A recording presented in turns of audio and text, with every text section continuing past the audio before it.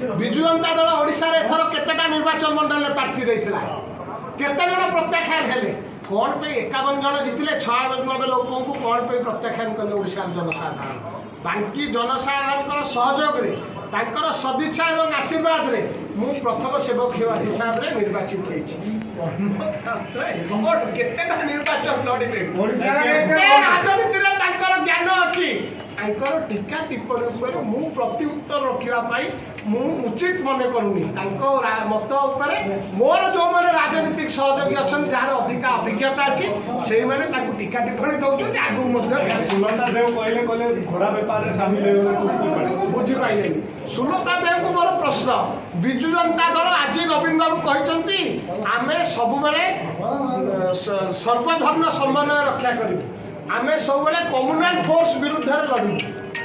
ताहले जितेबाला मुझे सुलता मैडम को पचार चाहे जिते वाकअप बोर्ड है विजु जनता दल जो नीति आदर्श विचारधारा थिला सेटा कुआडे गला कम्युनाल भोट सपक्ष मत साब्यस्त पांड्यान विरोध में आप जो अभियोग आनुंट विजेडी स्पष्टीकरण रखी पूर्व सी कहीं किसी कहले निर्वाचन जो भोट क्रॉस वोटिंग कर सारापर ए संपर्क अभियोग आना संपूर्ण भाव भूल कथा मुझे पचार आप चाहे पांड्यान बाबू 2000 मसीह कौन पे राजनीति में जोग देले भाई पांड्यान बाबू 2004 राजनीति में कहीं सहयोगी कहले पांड्यान बाबू 2009 विजु जनता दल में कौन पे ग्रहण सभ्यपद ग्रहण कले कौन पे 2024 मन पड़ा वास्तव पांड्यान बर्तमान सक्षम थे मोर डाउट नवीन बाबू शोई अवस्था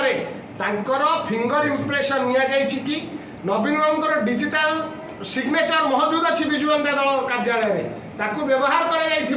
किंतु कौन कहीं ओडिया नथिले जे से ट्रस्ट नेतृत्व नहीं कि सभापतित्व ग्रहण कर पारे कौन पाई पुणी थे जो ओडिया को ओडिया जाति प्रत्याख्यान कला पुणी थे सी केमती से ट्रस्ट विजु नवीन इंस्पिरेशनल ट्रस्ट नेतृत्व नहीं प्रथम तो कहगला से ट्रस्ट ही नहीं दिल्ली तापर आमर सभापति को बोधे चाप प्रयोग करी मानसिक स्तर में शारीरिक स्तर में बयान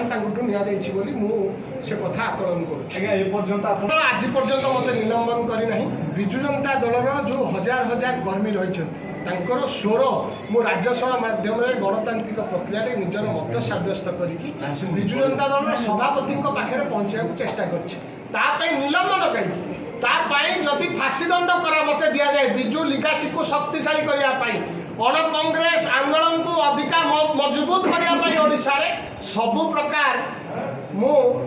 श्रेय दवाई सबु प्रकार मु देह दवाई निज प्रस्तुत।